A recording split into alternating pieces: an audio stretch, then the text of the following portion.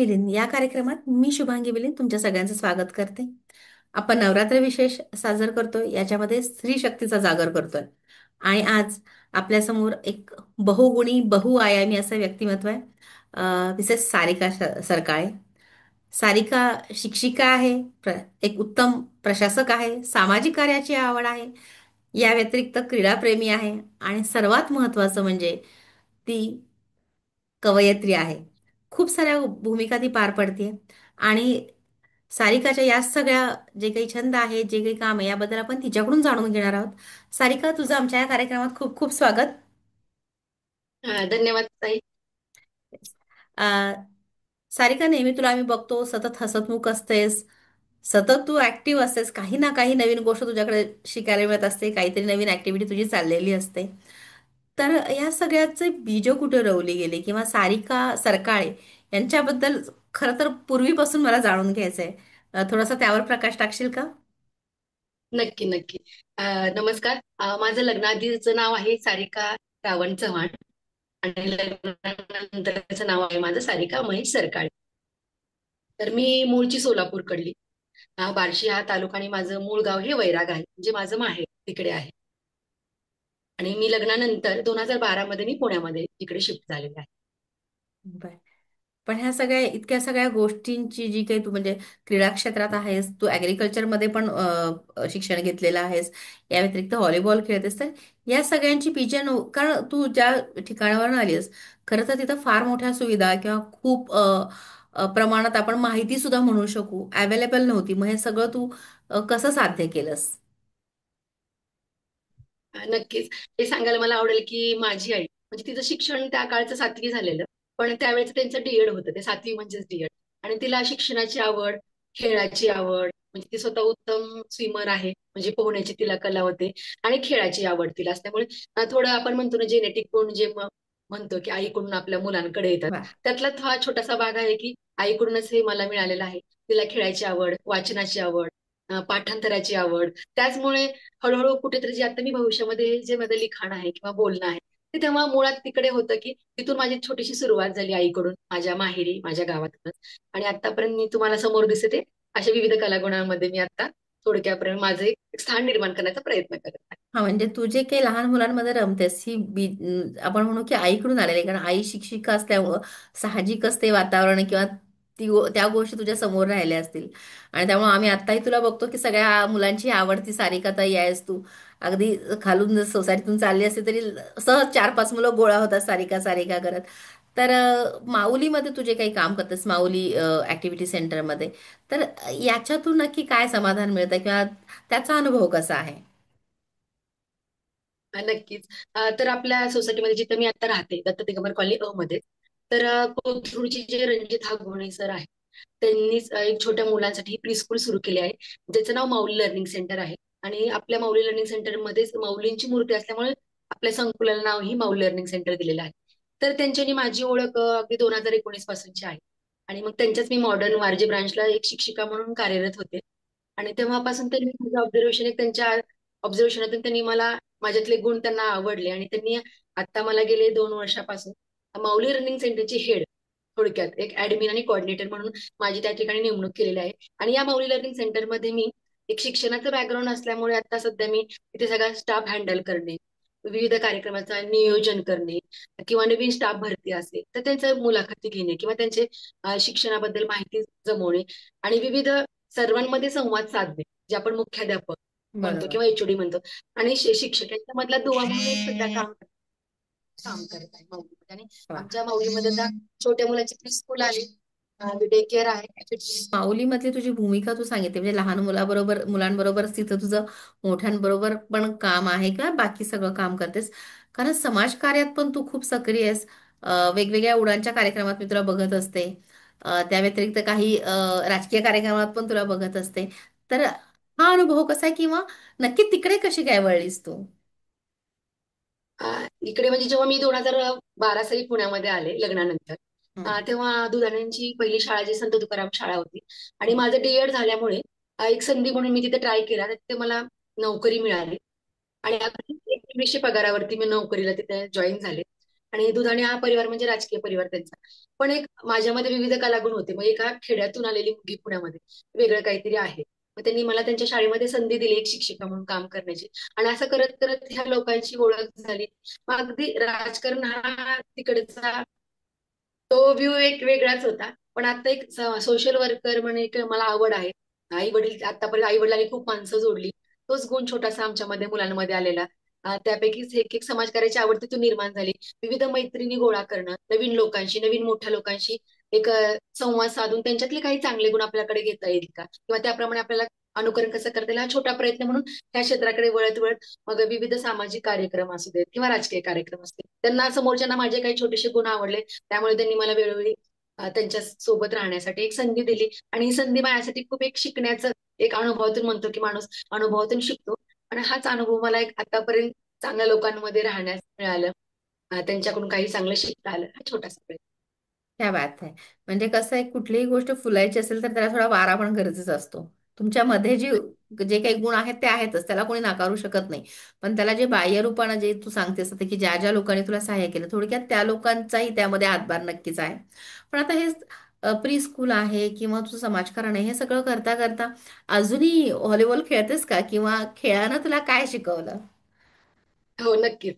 खेळायला म्हणजे मला पहिल्यापासून खेळायची खूप आवड होती. आणि अगदी मी जेव्हा ऍग्रिकल्चरला होते सोलापूरला, तेव्हा आमच्या व्हॉलीबॉलच्या तिथे संघ तयार करण्याचं चाललं होतं. मग मी कबड्डी, खो खो, रनिंग याच्यामध्ये फर्स्ट नंबरची प्लेअर होते.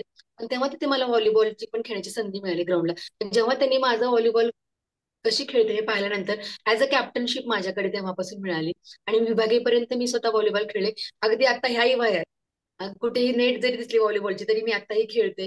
आणि ज्या ज्या ठिकाणी मी शाळेमध्ये नोकरी केली त्या त्या ठिकाणी क्रीडा शिक्षक म्हणून काम केलं. तेव्हा व्हॉलीबॉल शिकवणं ही संधी माझ्याकडे त्या शाळेतील मुख्याध्यापकाने दिली.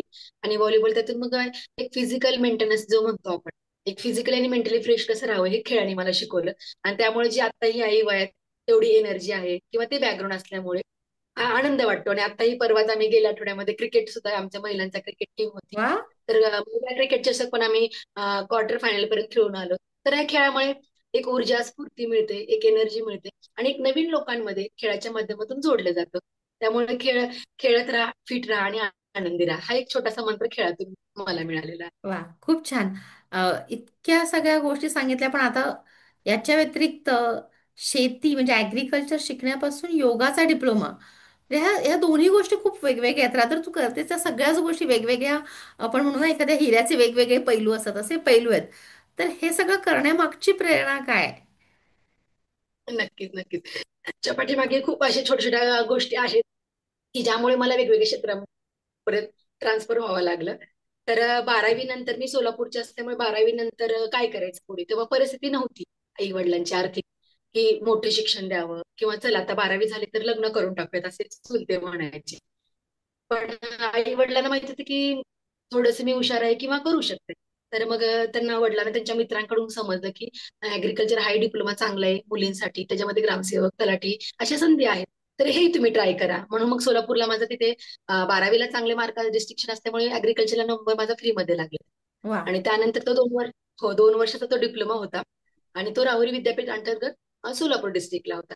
मग मी तिथे हॉस्टेलला राहिला होते. आणि ऍग्रिकल्चर शिकत शिकत असं त्याच्यामध्ये मग एक आवड निर्माण झाली की अरे, आपण ग्रामीण भागात, म्हणजे ग्रामीण भागाचा मुख्य गाभा म्हणजे शेती. तर मग शेतीतलं सुद्धा आपल्याला माहिती असावं. इन फ्युचरमध्ये माहित नाही की पुढे काय आपल्या समोर येणार आहे. तर ही स्किल आपल्याकडे असावं. मग 2 वर्षाचा तो डिप्लोमा मी पूर्ण केला आणि तिथे मला 79% मिळाले. आणि माझ्या डिस्ट्रिक्टमध्ये पेपरमध्ये सेकंड नंबर, मेरिट लिस्टला नंबर होता. पण तेव्हा सुद्धा वडिलांची आर्थिक परिस्थिती नसल्यामुळे माझा फ्री नंबर लागत होता जॉबसाठी. पण पैसे भरू न शकल्यामुळे परत मला ऍग्रिकल्चर क्षेत्र सोडून मला परत शिक्षण क्षेत्राकडे यावं लागलं. आणि नंतर मी ऍग्रिकल्चर नंतर डीएडला ऍडमिशन, तिथेही फ्री नंबर लागला. आणि तिथेही मग मी डीएड केलं. आणि डीएड नंतर मग पुण्याचा माझा प्रवास सुरू झाला. आणि आज मी पुण्यामध्ये शिक्षण क्षेत्राबरोबरच विविध क्षेत्र कव्हर करण्याचा प्रयत्न करते. खूप छान, खूप छान. खूप वेगवेगळ्या क्षेत्रात तू कार्यरत आहेस, तेवढ्याच हिरीने प्रत्येक ठिकाणी तू जातेस, लक्ष घालतेस.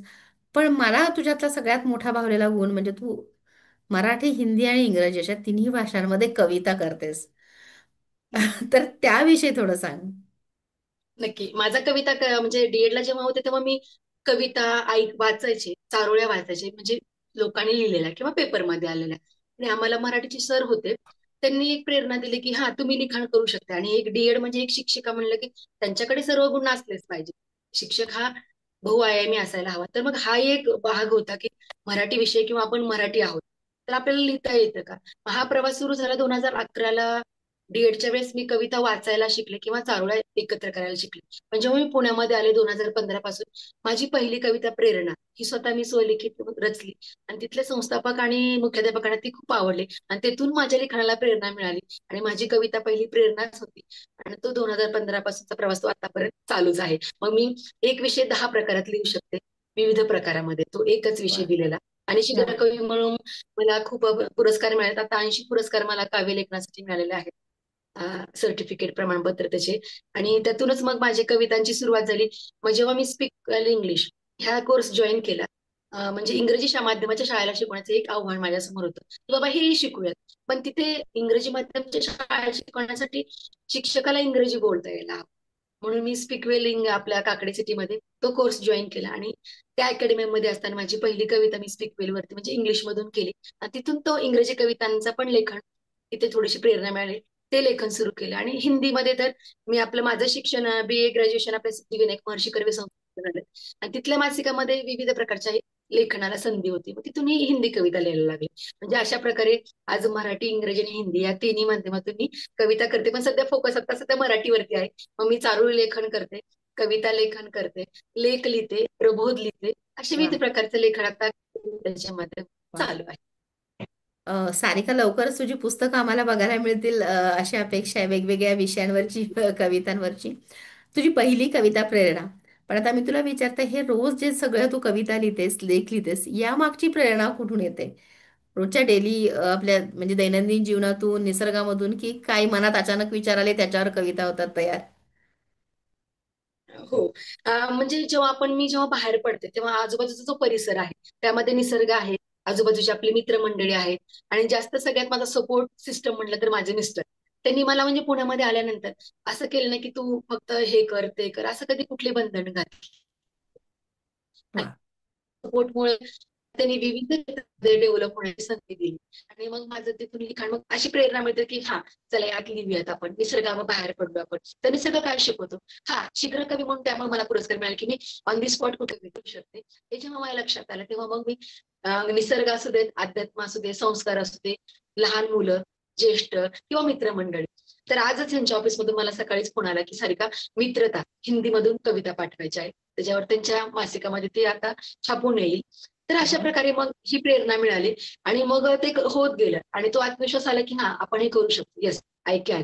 येस, वा. Don't worry, be happy, be positive, be brave and be weak. अशामधून हे लिखाण चालूच आहे. ही प्रेरणा त्यातून मिळत गेली. म्हणजे जेव्हा मी मोठ्या व्यक्तीला भेटते, सपोज आज मी तुम्हाला भेटली, तर लगेच माझं त्याच्यावरती जो म्हणतो आपण रिप्लाय किंवा अभिप्राय, तर तो मी कवितेच्या माध्यमातून तो मांडायला शिकले. वा. आणि लगेच ते सुरुवात होते म्हणजे ऑटोमॅटिक ते खूप छान. पण तू कवितेबद्दल बोललीस, पण आता मला तुझी कविता ऐकायची असेल, एखादी कविता किंवा त्याच्या मागचा भावार्थ कशी सुचली, थोडक्यात सांगशील का? नक्की नक्की. मी एक तुम्हाला हिंदीमधून कविता सांगेल आणि एक माझी मराठीमधली कविता एक चारोळी आहे तेव्हा हे करून दाखवेल. अगोदर मराठीतून मी माझी चारोळी केली सांगते. कविते तुझ्या नादाने, कविते तुझ्या नादाने मिळाली लेखनाची प्रेरणा. कविते तुझ्या नादाने मिळाली लेखनाची प्रेरणा.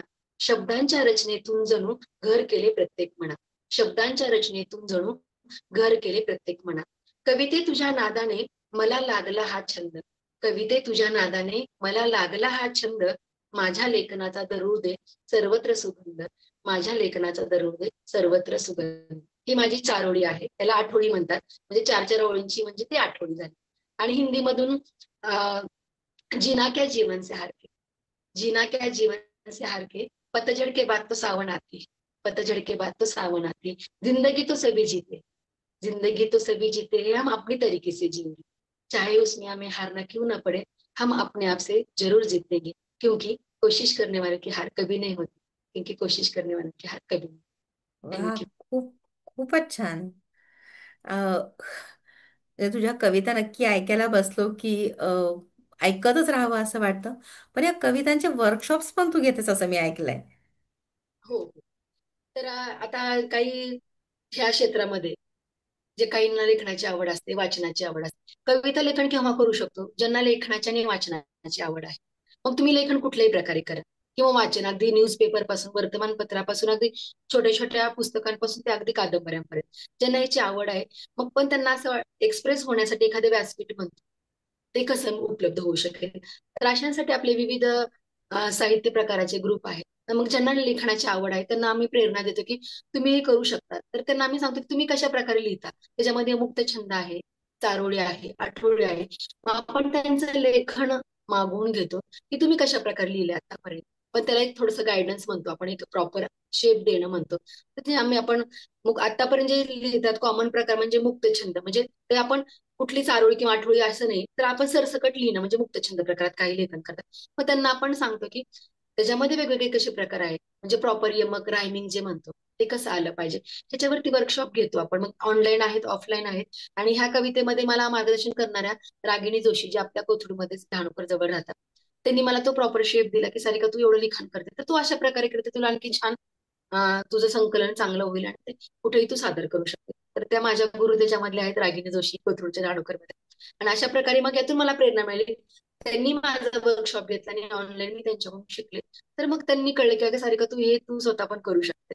मग अशा प्रकारे ज्यांना लेखनाची आवड आहे, वाचनाची आवड आहे, त्यांनी कधीही माझ्याकडे संपर्क साधला. त्यांनाही कळेल की कविता कशा प्रकारे लिहिली पाहिजे किंवा आणखी आपल्या लेखनाला कशा प्रकारे जोड दिली पाहिजे, ही त्यांनाही संधी मिळेल अशा प्रकारे कविता सादर करण्याची आणि त्यांचं लेखन वाचन डेव्हलप करण्याची. सारिका खूप छान. म्हणजे स्वतःपुरती ती कला मर्यादित न ठेवता ते दुसऱ्यांपर्यंत पोहोचवण्याचं किंवा इतरांना शिकवण्याचं जे काही ध्येय आहे ते खूप छान आहे. इतके वर्ष तू इतक्या वेगवेगळ्या गोष्टी करत आलीस. जर मी असं विचारलं की सारिका पुढच्या 5 वर्षात अजून तुला काय करायचंय किंवा अजून 2030 मध्ये सारिका स्वतःला कुठं बघतीये? नक्कीच. तर आता सध्या मी आणि माझे मिस्टर SBI ला ऍडवायझर म्हणून काम करतो. तर त्यांच्यासोबतच. तर त्याच्यामध्ये फार असं अवेअरनेस, आता सध्या जो म्हणतो आपण समाजामध्ये हेल्थ अवेअरनेस कमी आहे किंवा एक बचत आहे आपल्याकडे, म्हणजे इन्कम खूप आहे पण तो प्रॉपर कोणत्या ठिकाणी इन्व्हेस्ट केला पाहिजे, त्यासाठी गाईडलाईन गरजेची आहे. तर अशा काही महिला आहेत समाजातील की म्हणजे छोट्या छोट्या ह्याच्यातून ते बचतीची सवय महिलांकडे आहेच आहे. पण ते कोणत्या प्रकारे कुठे, तर अशा प्रकारे महिला तो अवेअरनेस मला आणायचा आहे. आणि सनेज म्हणून हे जे एक मोठे प्रोडक्शन आहे, त्याच्यामध्ये मी आता काम करते. तर त्याच्यामध्ये सुद्धा स्वतः महिला, अगदी शिक्षणाची तिथे कुठली अट नाही, वयाची कुठली अट नाही. तर अशा महिलांना तो घरून त्यांनी बिझनेस करून मंथली त्या अगदी 20,000पासून ते 1 लाखापर्यंत मंथली इन्कम कमवू शकतात, अशी खूप उदाहरणं आहेत. तर अशा महिलांना मला पुढे आणून त्या महिलांसोबत काम करायला आणखी 30 पर्यंत नक्की आवडेल. म्हणजे माझ्यासोबत त्या प्रत्येक महिलांचं इन्कम स्वतःच त्या स्वतः चालू करतील आणि त्या कंपनीमध्ये त्यांना जोडून त्यांचा इन्कम कसा वाढेल आणि त्याही छान कशा खुश राहतील, म्हणजे हेल्थ, वेल्थ आणि हॅपीनेस त्यांना कसा मिळेल, हा छोटासा प्रयत्न राहील पुढच्या 5 वर्षात. Yes. थँक्यू. आणि तुझे सगळे गुण तू पुढच्या पिढीकडे म्हणजे घरातल्या पुढच्या पिढीकडे पण ट्रान्सफर केलेत. आमचा मायकल जॅक्सन काय म्हणतो त्याला कसं घडवलंस तू? हो, त्याला फार आवड, म्हणजे अगदी मला डान्सची आवड आहे. म्हणजे मायकल तो जॅक्सन आम्ही हिच्या छोटासा मुलाला चिडवतो. तर छोटा माझा मुलगा आहे, तो 3 वर्षाचा आहे. त्याला अगोदर मी, माझा मोठा मुलगा आदर्श आणि छोटा उत्कर्ष, दोघांना मी लाठीकाठीला टाकले होते. तर दोघेही मोठा माझा स्टेट लेवलला लाठीकाठीला खेळून आला आणि छोट्याला पण लावलं होतं. पण तिथे स्ट्रिक्ट थोडी डिसिप्लिन होता, तर तो म्हटला ही खूप डिसिप्लिन आहे, तर मला आता इकडे नको, आपण दुसरीकडे कुठलाही दुसरा क्लास जॉईन करूयात. मग डान्सची मला ही आवड होती सुरुवातीपासून. तर त्याला मग डान्स क्लासेस, आपला DMD डान्स अकॅडमी आहे डी मार्टच्या जवळ औदुंबर सोसायटीमध्ये, तर तिथे त्याला ट्रायलसाठी घेऊन दिले डेमोला. तर त्याला बऱ्यापैकी तिथले म्हटले की सर हा डान्स छान करतोय, थोडस त्याला शेपची गरज आहे किंवा गायडन्सची गरज आहे. असं करत करत आता गेली 1 ते 1.5 वर्ष DMD डान्स अकॅडमी थ्रू तो डान्स शिकतोय आणि तो छान आवडीने करतोय. आणि त्याची कला आता म्हटलं की आम्हाला लक्षात आलं की हा डान्स छान करू शकतो. तर त्याला थोडंसं पुश केलं आणि तो आता चांगल्या प्रकारे डान्स करतोय. आता त्याचं सिलेक्शन झालेलं आहे. त्याचे शोकेस होतात आणि अशा प्रकारे शूटिंग वगैरे चालतं. तो छान आवडीने करतो डान्स. क्या त्यालाही छान गायडन्स मिळाले, तर नक्की करतो. नक्की. अशा प्रकारे तो डान्स मध्ये त्याला थोडंसं पुश करते.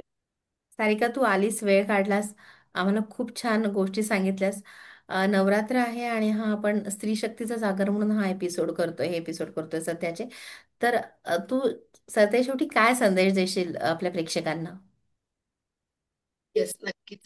तर आता या ठिकाणी मी खूप आभारी आहे की शुभांगीताईंचं, की इतके वर्ष ते आम्ही एका सोसायटीमध्ये राहतोय, पण असा अगदी जवळून परिचय नव्हता झाला. पण जेव्हा गौरी गणपतीमध्ये माझ्याकडे तुम्ही आलात आणि छान आपल्याला बोलायला थोडासा वेळ मिळाला आणि त्यात तुम्ही तुमची छान कल्पना Shubhangi with shine with Shubhangi ही जी कन्सेप्ट तुम्ही छान राबवताय, तर आमच्यासारख्या ज्या जिथं हाईट झालोय आम्ही किंवा काहींना व्यासपीठ मिळत नाही, कलागुण आहेत, पण ते कलागुण कुठेतरी समोर कसे येतील हा तुम्ही प्रत्येक महिलांना आज या नवरात्र महोत्सवामध्ये तुम्ही नवदुर्गा शोधून प्रत्येकाच्या कलागुण बाहेर काढण्याचा खूप छान प्रयत्न केलाय. त्याबद्दल मी मनापासून तुमची खूप खूप आभारी आहे. आजच्या या कार्यक्रमाचं तुमचं नियोजन खूप भारी आहे आणि मी त्यासाठी तुमची खूप आभारी आहे. तर नवरात्र उत्सव आपण छान करतोय साजरा. सध्या नवरात्र उत्सव तुम्ही करताय छान साजरा आणि छत्रपती शिवरायांना माझा मानाचा मुजरा. आई तुळजाभवानी जगत जननी, आई तुळजाभवानी जगत जननी, नमस्कार माझा तुझ्या चरणी. आई दर्शन दे आता, ठेवते चरणी मी माता. आई दर्शन दे आता, चरणी ठेवते माता. जाता जाता मला एवढं सांगायला आवडेल की की प्रत्येक महिलेमध्ये किंवा प्रत्येक व्यक्तीमध्ये काही कलागुण दडलेले असतात. तर त्यांना व्यासपीठ मिळवून द्यायचं काम तुमच्यासारख्या लेडीज करतायत आज. तर मी म्हणते की प्रत्येकाने बाहेर पडा, स्वतःला फुलवा. स्वतःमध्ये गुण आहेत, कारण आपलंच अनुकरण आपली मुलं करणार आहेत किंवा आपलं फ्रेंड सर्कल करणार आहेत. तर तुम्ही सशक्त आहात, तुम्ही सबला आहात, दुर्बल नाहीयेत. तर तुम्ही या नवरात्रीच्या ह्या उत्सवामध्ये असा संकल्प करा की येस, मला हे करायचं आहे किंवा मी हे करू शकते. तर शुभांगीताई सारख्या महिलांची तुम्ही नक्कीच भेट घ्या, त्यांचं गायडन्स घ्या आणि त्या तुम्हाला व्यासपीठ उपलब्ध करून देतात. हे आपल्यासाठी खूप मोठं आहे. म्हणजे प्रत्येकाकडे गुण आहेत, पण ती कुणासमोर सादर करायची, तोपर्यंत संधी येत नाही, तोपर्यंत मी एवढंच सांगू शकते. बाहेर पडा आणि स्वतःला डेव्हलप करा. तर थँक्यू सो मच, तुम्ही मला या ठिकाणी शुभांगीताई संधी दिली. तुम्ही एवढा वेळ काढला माझ्यासाठी आणि मला माझ्यामध्ये जे गुण आहेत ते सादर करण्याची संधी दिली, त्याबद्दल मी खूप खूप धन्यवाद. Thank you so much. Sarika, thank you. तुझ्या पुढच्या वाटचालीला खूप खूप शुभेच्छा. तुला असंच वेगवेगळ्या व्यासपीठांवर वेगवेगळ्या ठिकाणी आम्ही बघू. आणि जे तुझं उद्दिष्ट आहे की तुझ्याच बरोबर इतर महिलांना पण सशक्त करण्याचं, तेही लवकर तू त्या प्रेक्षक हो. आजचा आपण भाग सारिका बरोबर एन्जॉय केला. तुम्हाला जर सारिकाशी संपर्क साधायचा असेल तर तिचा नंबर मी लिंकमध्ये देते. नक्की तिच्याशी संपर्क साधा. अजून काही गोष्टी तुम्हाला तिच्याकडून माहिती करून घेता येतील. बऱ्याच गप्पा राहिल्यात खरं तर अपूर्ण, पण वेळेचा अभाव आहे. सारिका, पुन्हा एकदा धन्यवाद आणि आपण भेटूया पुढच्या भागामध्ये.